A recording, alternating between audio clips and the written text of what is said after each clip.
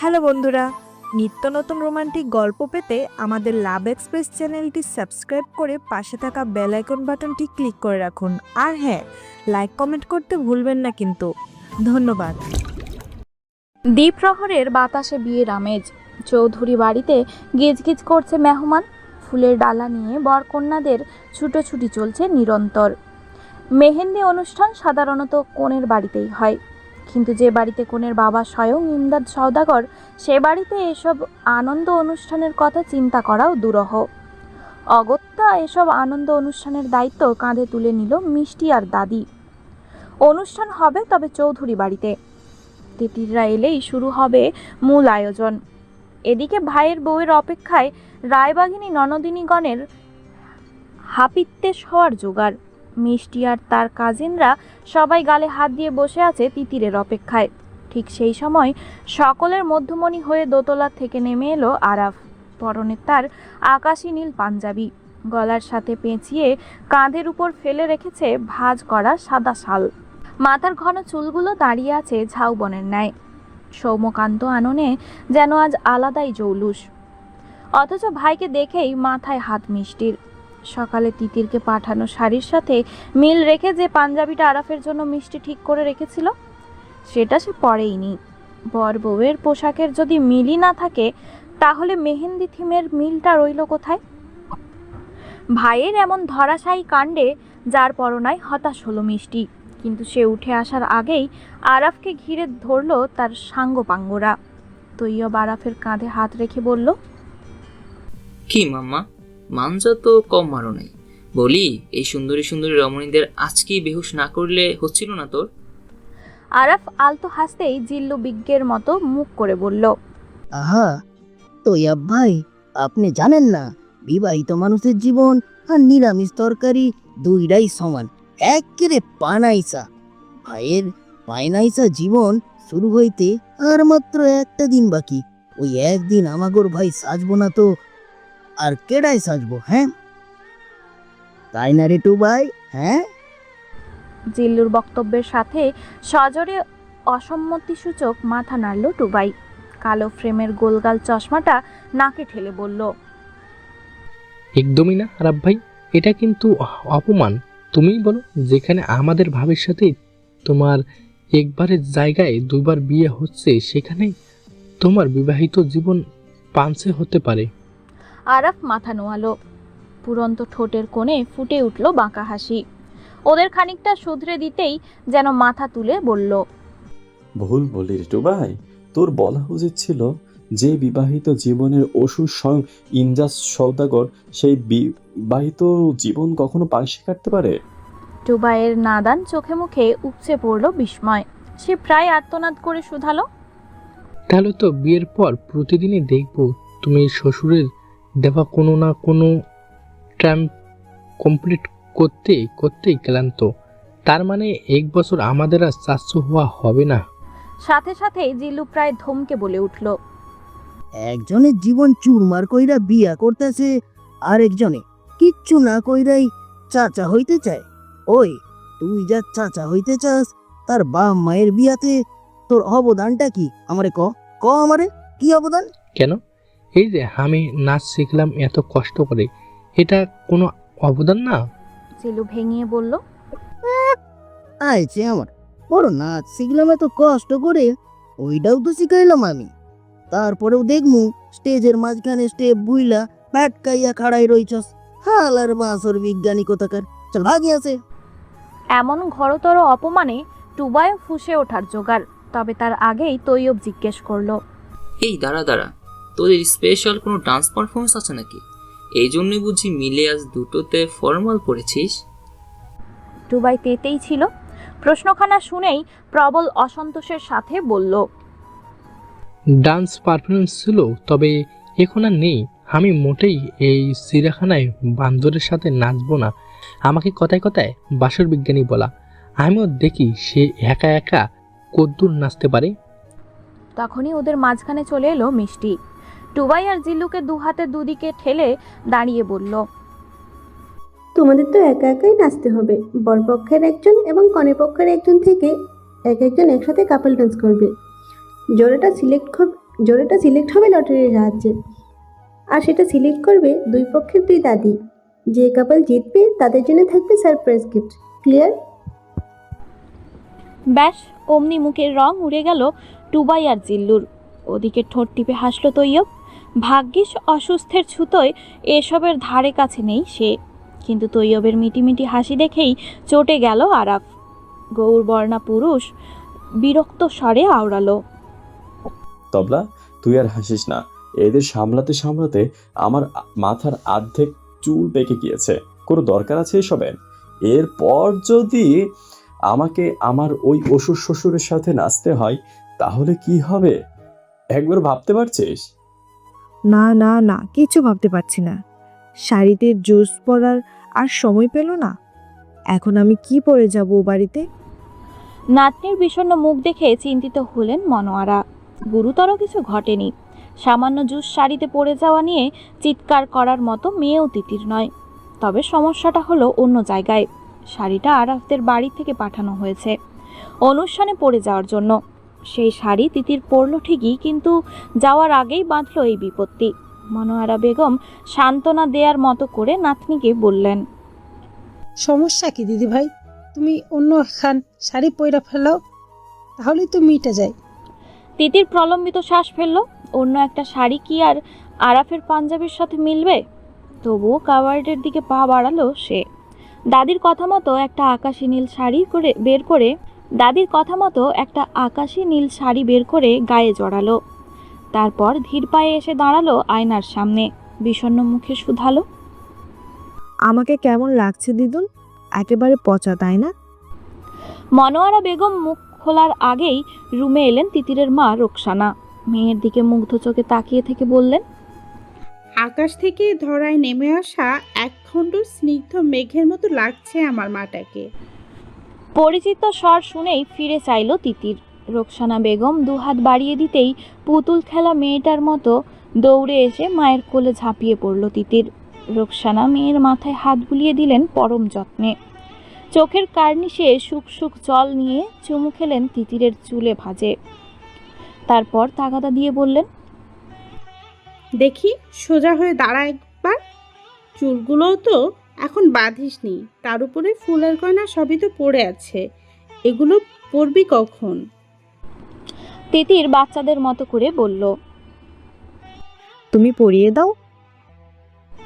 রোকসানা স্মিত হাসলেন, সঙ্গে হাসলেন মনোয়ারাও। বৃদ্ধা তার জীর্ণ স্বরে বলে উঠলেন, থাক বৌমা, চুল বাঁধনের দরকার নাই। আমাকে তিতির পাখির রে খোলা চুলেই মাশাল্লাহ পরীর মতো লাগতেছে। বেশি ফ্যাশন করলে নাতি জামাই যদি আজকে আর আইতে না দেয়। তিতির দুষ্টুমি করে বলল, রেখে দিতে চাই বললেই হলো নাকি? আমাকে রেখে দিতে চাইলে তোমাকে ধরিয়ে দিয়ে আসবো।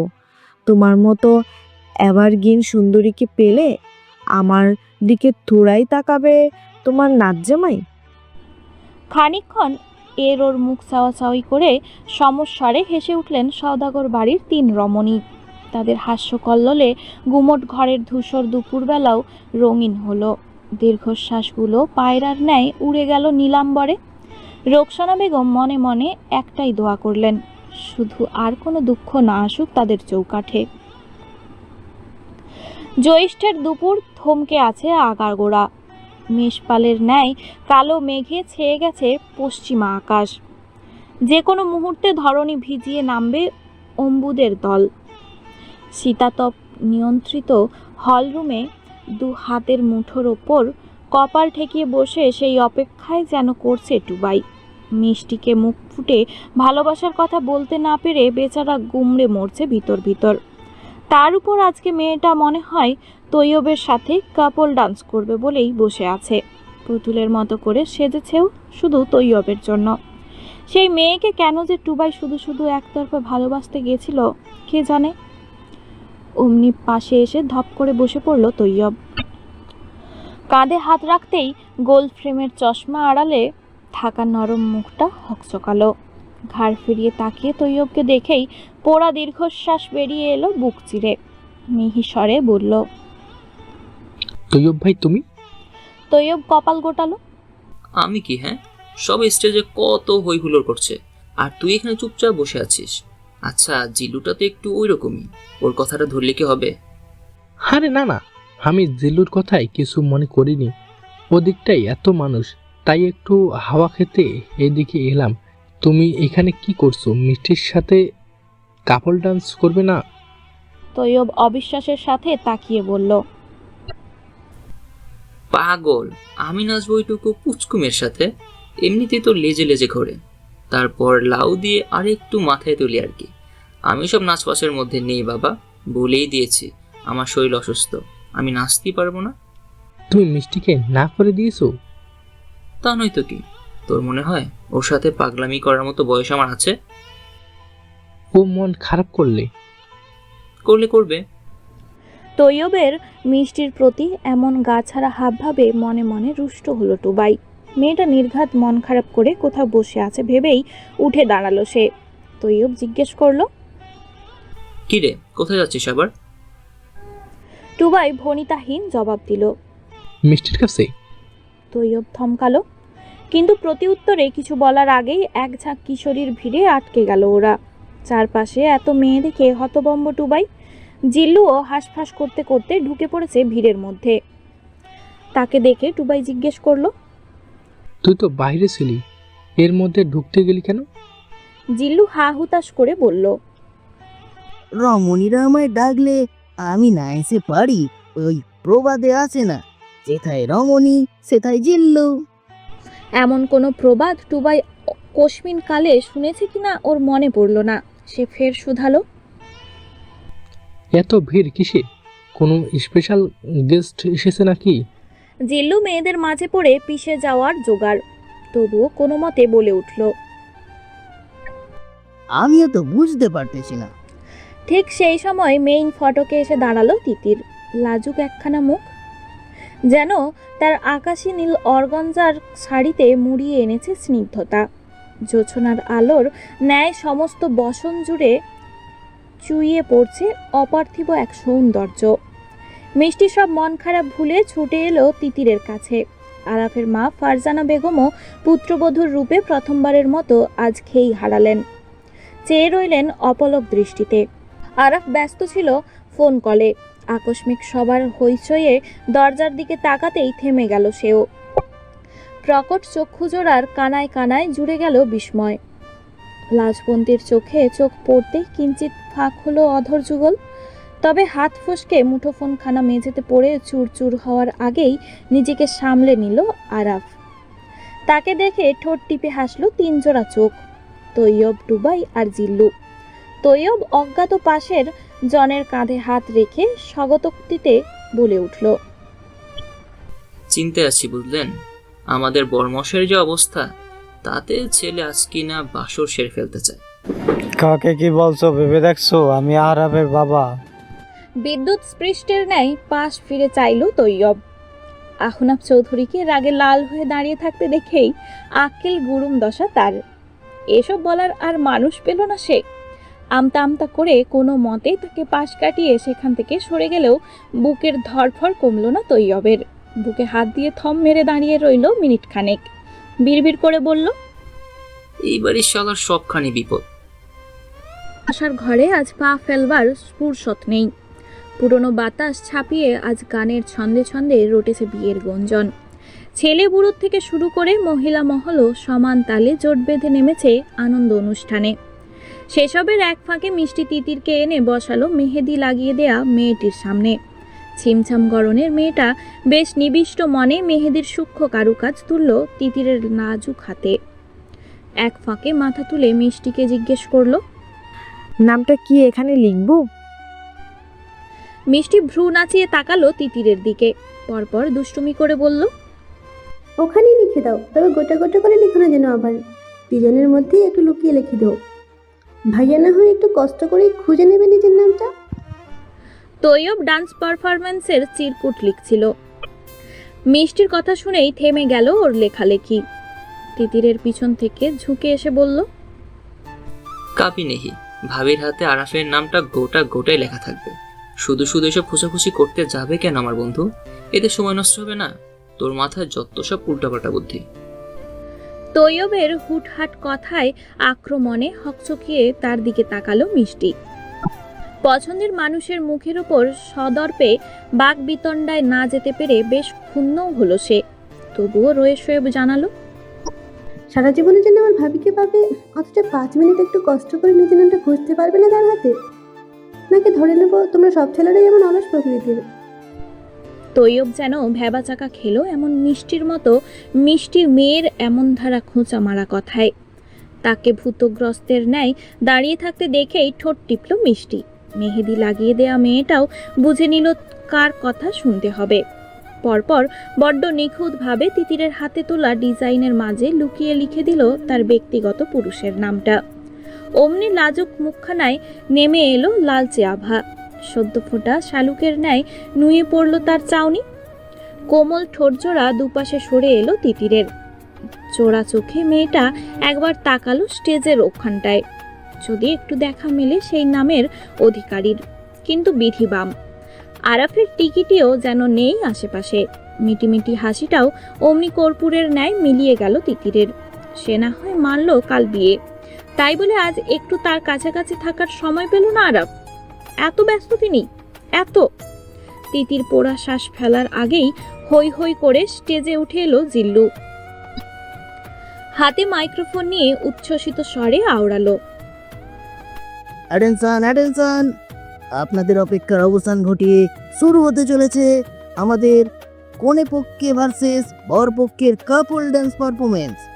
কে কার পার্টনার হবে সেই ডিসিশন নেবেন আমাদের দুই এভারগ্রিন সুন্দরী মিসেস মানোয়ার সৌদাগর আর মিসেস ফরিদা পারভিন চৌধুরী। অমনি ভীষণ করতালিতে সবার কানে তালা লাগিয়ে দিল মিষ্টির কাজিনরা। তিতির বিস্মিত চোখে দেখল একই সাথে হাত ধরে স্টেজে উঠে এলো দুই বৃদ্ধা।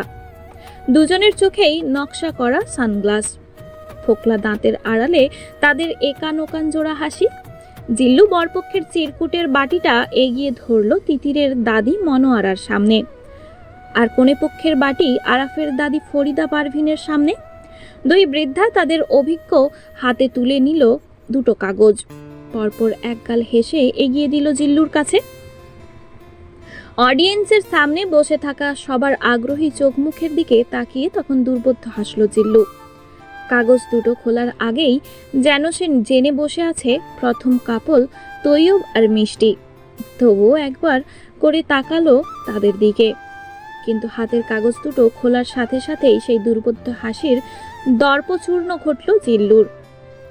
যেন অবিশ্বাস্য কণ্ঠে জানালো, প্রথম জুটি টুবাই আর মিষ্টি।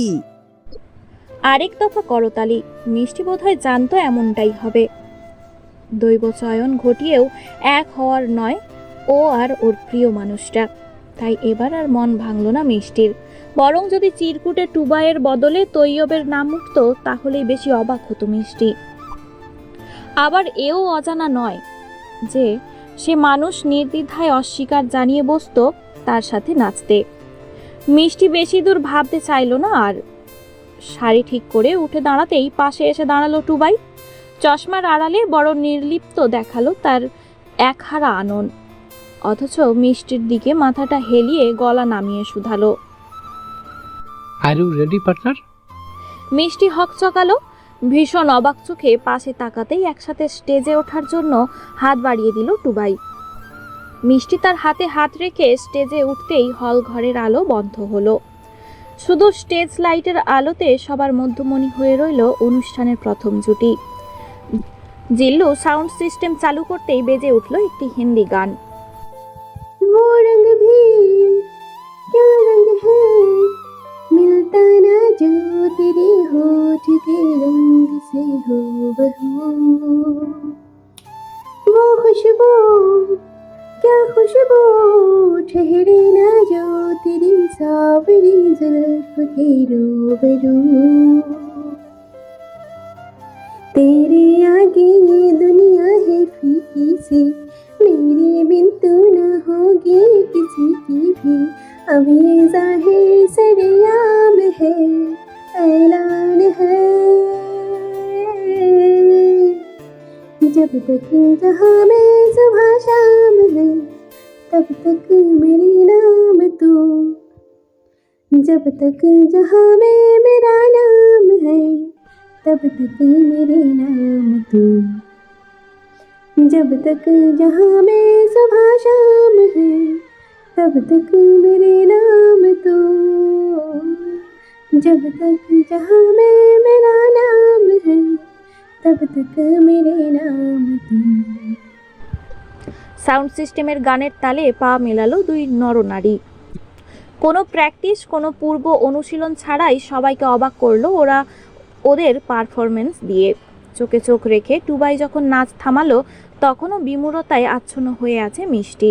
টুবাইয়ের শুকনো রোগা হাতজোড়া মিষ্টির কোমরের দুপাশে রাখা, আলগোছে, যেন ছুঁয়ে রাখার অধিকারে সিদ্ধ হতে পারেনি সেই হাতজোড়া এখনো অবধি। মিষ্টি তার হাতজোড়ার ভার ছেড়েছে টুবাইয়ের কাঁধে। হলঘরে আলো জ্বলে উঠতেই দুজন দুজনকে ছেড়ে সরে দাঁড়ালেও অডিয়েন্সের সবাই তখনও বিমোহের ন্যায় তাকিয়ে ওদের দিকে, শুধু বোধহয় একজন বাদে, তৈয়ব।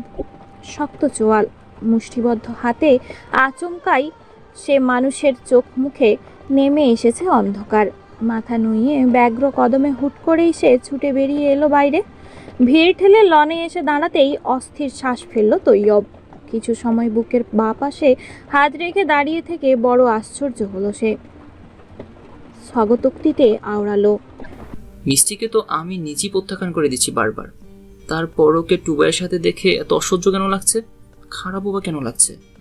আমার তো খারাপ লাগার কথা না, মিষ্টি তো আমার বোনের মতো, তারপরও কেন এমন মনে হচ্ছে বুকের ভিতরে? দ্বিপাক্ষিক লড়াইয়ে তুমুল মতান্তর। ছেলে আর মেয়েদের দলের মধ্যে ঝগড়া লেগে যায় অবস্থা। জুটি বেঁধে নাচলেও নাচের মধ্যে ওর মাথা ঠুকে দেয়া, পা মারিয়ে যাওয়া, এসব চলছে হরদম। আর এ নিয়েই মূলত কলহের সূত্রপাত।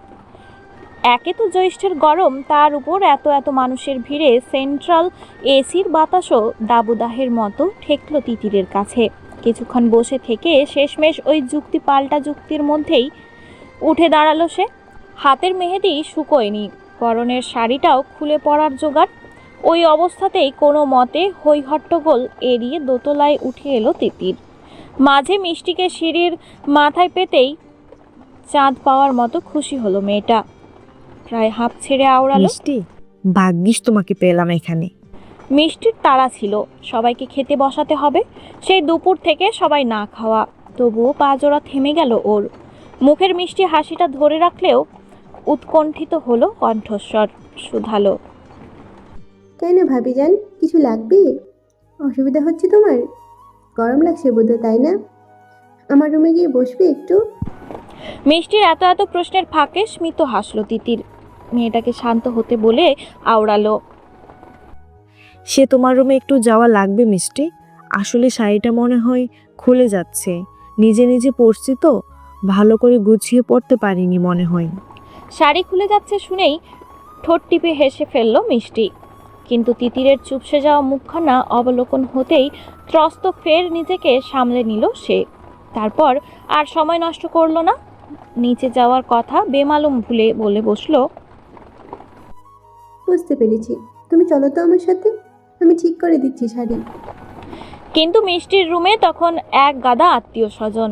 তাদের মধ্যে প্রায় প্রত্যেকেই বেঢপ আকৃতির মহিলা, যাদের মুখ দেখলেই বোঝা যায় যে তারা এখানে এসেছেই আয়োজনের ত্রুটি ধরতে, নতুন বউকে খতিয়ে দেখতে, তারপর ইনিয়ে বিনিয়ে নানা প্রশ্ন ছুড়ে দিশেহারা করে তুলতে মেয়েটাকে। তার উপর বউয়ের হাজার একটা দোষ বের করা ঠিক মেঘনা চাইতেই জল ঘটিত ব্যাপার।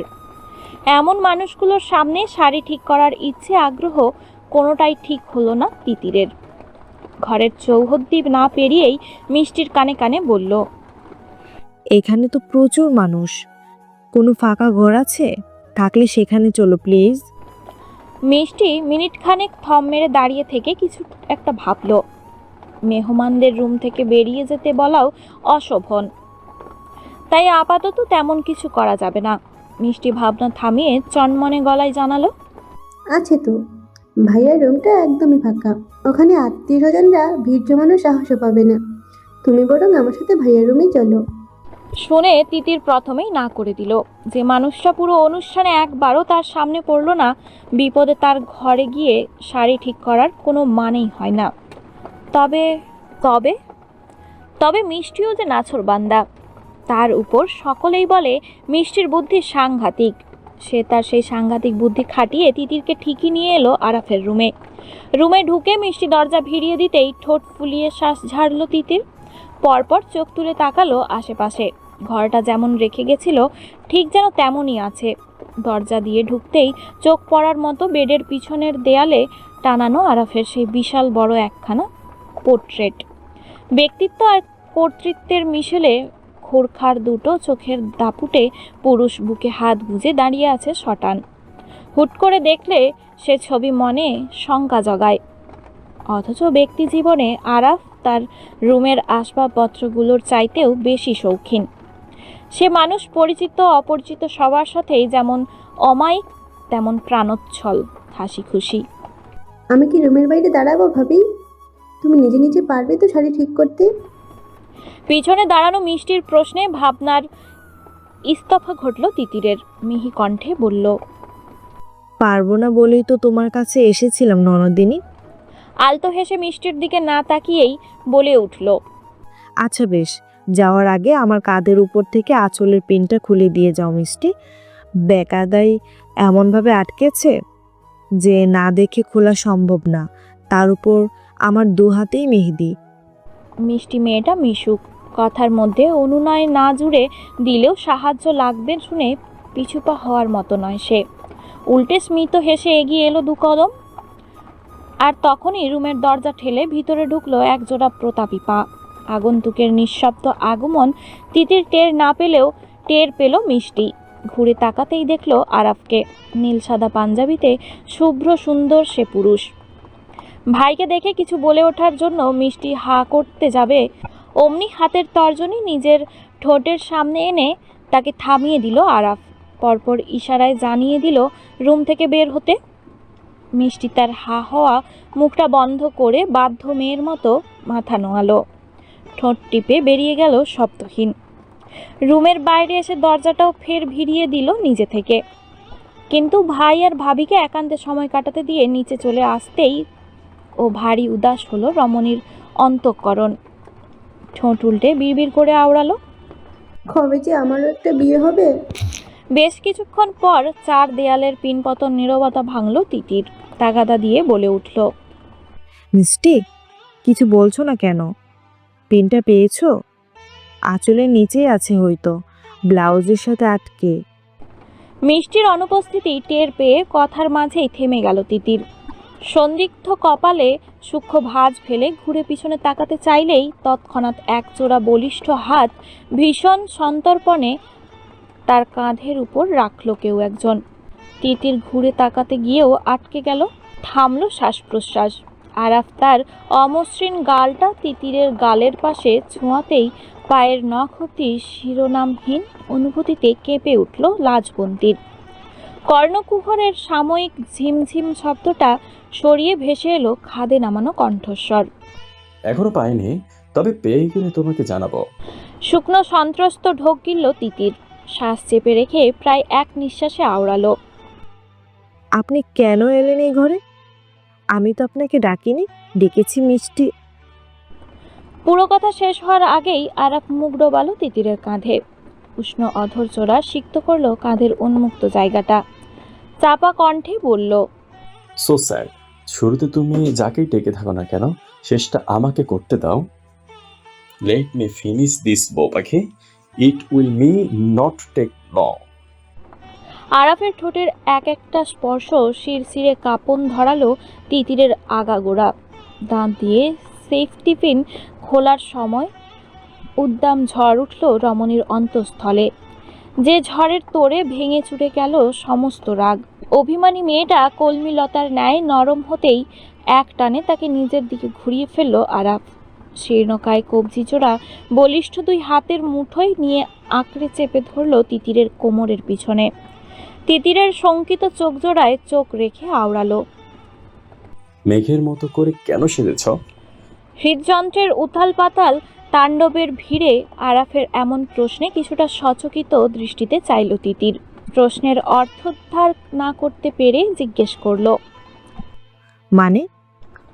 আরাফ ওই স্নিগ্ধ মুখটায় চোখ বুলিয়ে জবাবে বলল, মেঘ যেমন করে সাজিয়ে থাকে, কমল প্রাণ, নীতিবাদী, স্বচ্ছ অথচ স্বাধীন, ঘুরে বেড়ানোর যে অসীম ক্ষমতা সর্বক্ষণ ঘিরে রাখে তাকে, সেই ক্ষমতার অহংকার পুষে না রেখে সে হয়ে ওঠে অনাবিল শান্ত, যাকে দেখলে শান্তি শান্তি লাগে। তোমাকেও আজ তেমনই লাগছে। আমার পড়া হৃদয় আকাশে আজ একটু টুকরা মেঘের মতো শান্তি শান্তি দেখতে লাগছে তোমাকে, চোখ ফেরাতে পারছি না। এমন কাব্যিক প্রশংসায় অভিমানিনীর অভিমানও ঝরে পড়ল ভেতরের শিউলির মতো। লাজুক কপল আরক্তিম হতেই চোখ মুখে নামলো আড়ষ্টতা। কথা ঘোরাতে বলে উঠল, আমার থেকে চোখ ফেরাতে পারছেন না নাকি তৈয়বার? যে আপনাকে এতক্ষণ আটকে রেখেছিল সে জানে আপনি এখানে এসেছেন? রমণীর অকাট্য রাগ দেখে মনে মনে হাসলো আরাফ, তবে চোখে মুখে নীরব গাম্ভীর্য ধরে রেখে আওড়ালো, তৈয়বের জেন্ডার চেঞ্জ করে তৈয়বা করেছিলাম। সে বেচারা জানলে ম্যান হলে গিয়ে সুইসাইড করবে। প্লিজ এসব বলো না জান। তিতিরের কুঁচকে যাওয়া কপাল মসৃণ হলো ধীরে ধীরে। চোখে অবাক বিস্ময় ঠেলে তাকালো আরাফের দিকে, কিঞ্চিত অবিশ্বাস নিয়ে শুধালো, তার মানে পুরো তৈয়বার কনসেপ্টটা মিথ্যে? আপনি এতগুলো দিন মিথ্যে বলেছেন আমাকে কেন? আরাফ ঠোঁটে ঠোঁট পিষল, নাদান গলায় আওড়ালো, সে একটু তোমাকে রাগানোর জন্য। শুনেছি মানুষ প্রেমে পড়লে হিংসুটে হয়, তাই একটু পরীক্ষা করে দেখছিলাম যে আমার বউ পাখি হিংসুটে হচ্ছে কিনা। রাগে অন্ধ হওয়া তিতিরের কাছে এসব আদুরে আলাপ স্বামীর প্রগল্ভতার ন্যায় ঠেকল ভীষণ। বিরক্তিতে রুদ্ধ হলো কণ্ঠস্বর। কবজিজোড়া আরাফের হাত থেকে ছাড়ানোর চেষ্টা করতে করতে ক্ষুব্ধ গলায় আওড়ালো, আপনি একটা অসভ্য, পাজি, পচা লোক। আমাকে মিথ্যা বলে রাগিয়ে দিয়ে মনে মনে পৈশাচিক তৃপ্তি পেয়েছিলেন নিশ্চয়ই। একদমই না, আমার তো তৈয়বটার জন্য কষ্ট হতো।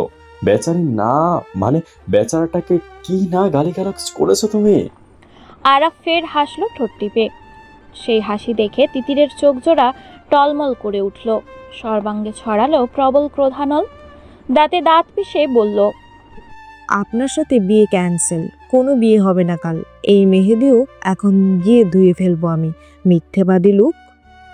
আরাফ হাসি থামালো এবারে, নির্বিকার স্বরে আওড়ালো, সেটি আর হচ্ছে না জান, বিয়ে তোমাকে এই মিথ্যেবাদী লোককেই করতে হবে। কেন, মগের মূল্যক নাকি যে আপনি যা চাইবেন তাই হবে? আমার হাত ছাড়ুন বলছি, নইলে কিন্তু আমি চেঁচিয়ে চেঁচিয়ে সবাইকে বলে দেব আপনি আমার সাথে অসভ্যতামি করছেন। আরাফ হাত ছাড়ল না, বরং অতিরিক্ত লম্বা হওয়ায় ঝুঁকে এলো কিছুটা তিতিরের মুখের দিকে। মাঝখানের ইঞ্চিখানেক দূরত্ব মিটিয়ে টুপ করে ঠোঁট ছোঁয়ালো স্ত্রীর গালে। বেশ খানিকটা সময় বাদে সামনাসামনি হয়ে বলল, নিজের লিগ্যালি ওয়াইফের সাথে অসভ্যতামি করার জন্য যদি জেলও খাটতে হয়, তবে আজ তোমায় ছাড়ছি না। বিয়ে করবে না বলেছ, সে ভুল মাফ করে দিলাম। যতই হোক গুনে গুনে একটা মাত্র বউ আমার, কিন্তু এত সুন্দর করে সেজে এসে আমাকে পাগল করার জন্য শাস্তি তো তোমাকে পেতেই হবে জান।